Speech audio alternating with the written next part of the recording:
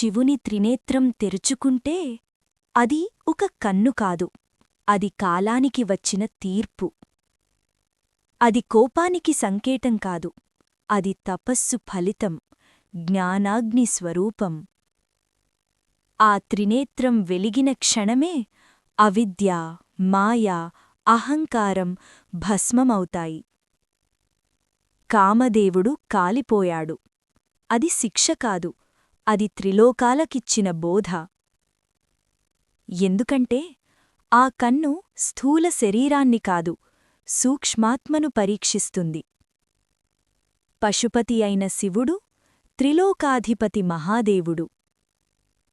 ఆ కన్నుతో చూస్తే ధర్మాన్ని తట్టుకోలేనివారికి, సత్యాన్ని భరించలేనివారికి అంతమే. ఇదే శివుని త్రినేత్రతత్వం, వినాశనం కాదు, విమోచనం. హర హర మహాదేవా.